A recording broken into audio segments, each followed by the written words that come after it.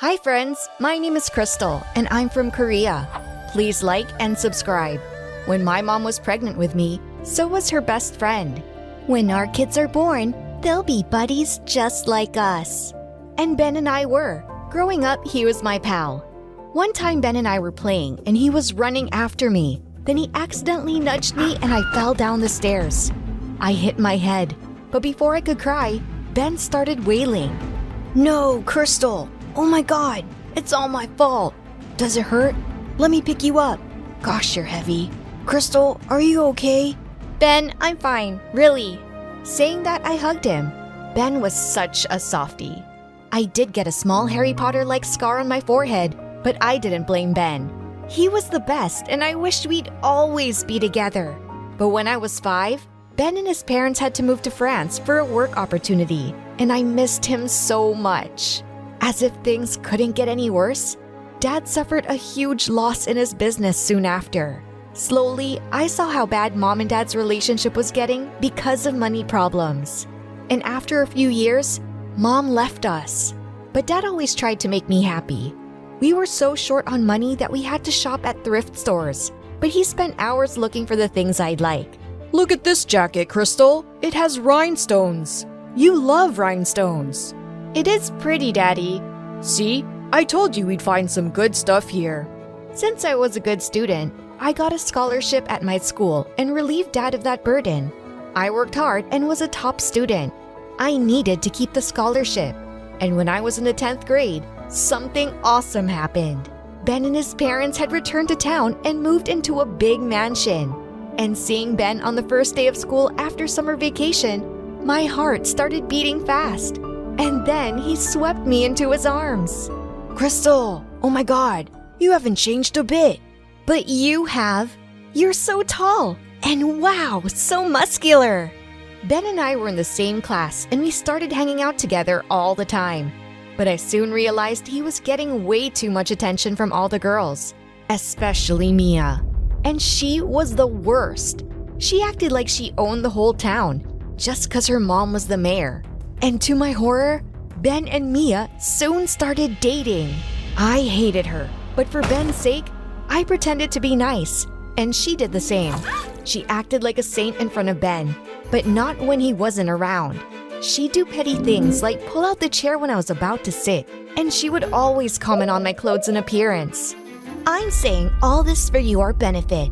No one likes a girl who looks so poor. I'd rather be poor than a jerk like you. Gosh, what did Ben ever see in that witch?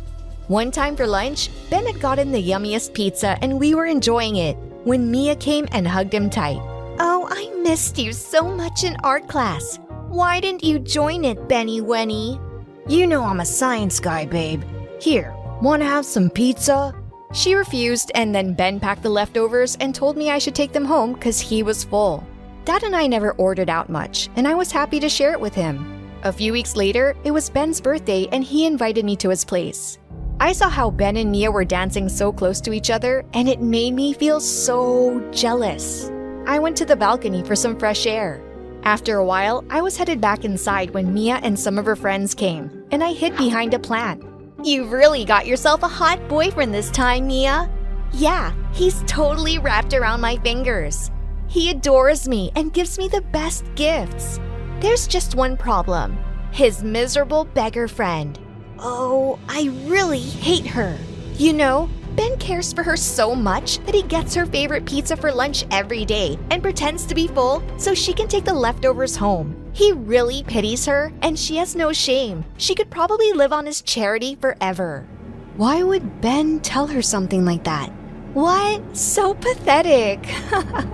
Wiping my tears, I just ran back home. After that date, I sort of ignored Ben, even though he asked me if something was wrong a million times. I just didn't need his pity or his charity.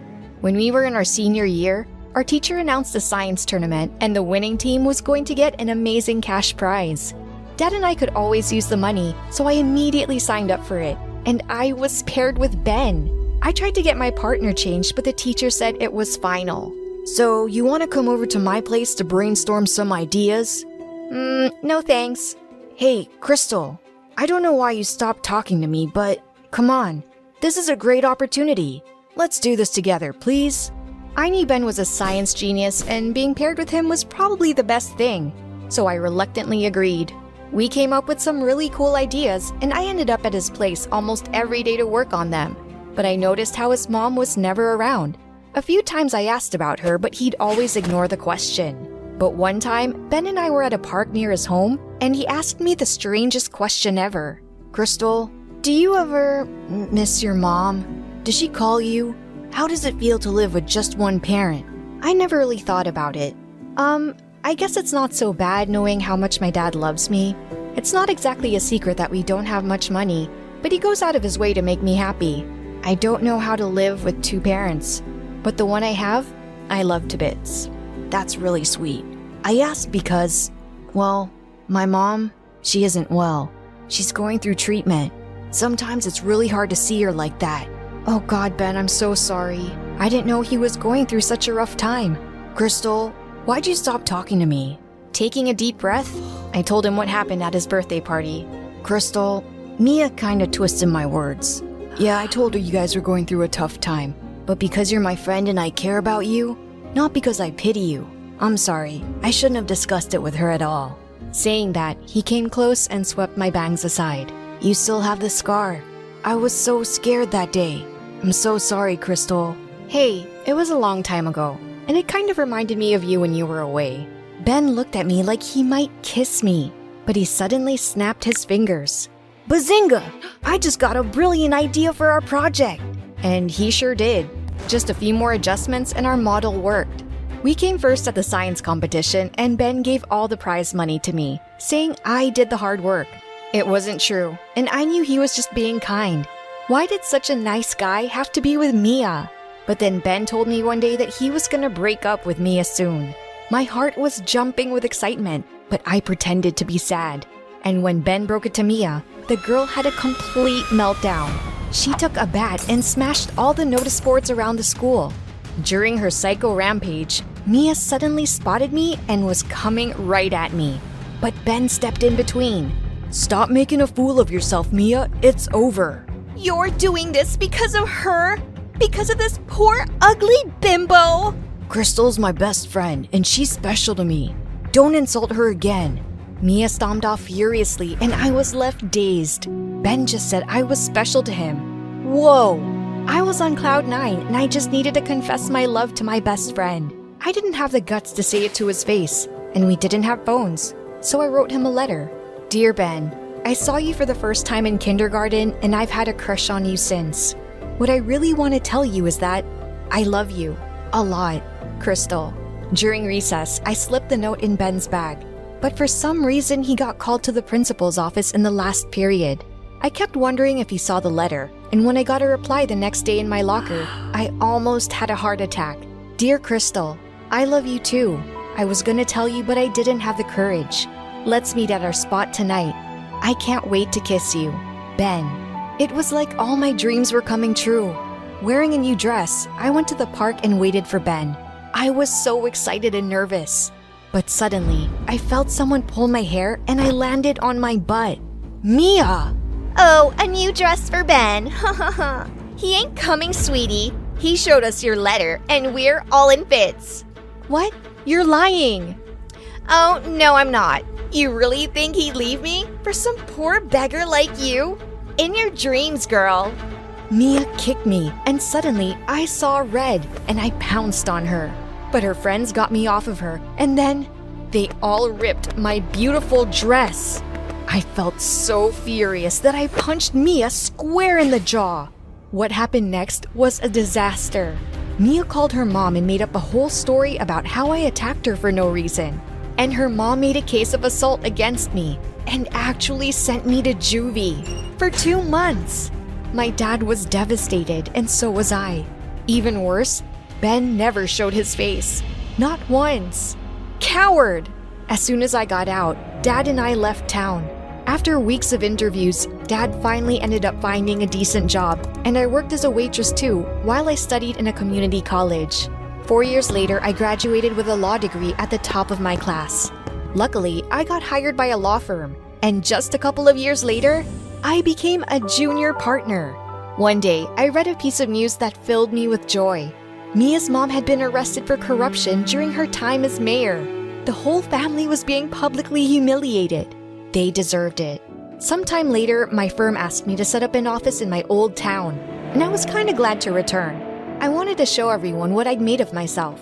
One day, I was busy doing some paperwork when Mia walked into my office, asking me for a job. Please, Crystal, help me.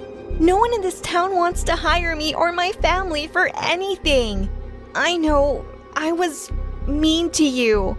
Cruel. You were cruel to me. Yes, cruel and terrible. Please, please forgive me. After Mia begged for a job for days, I finally let her be my personal assistant, and she had to do literally everything I asked. I really made her suffer.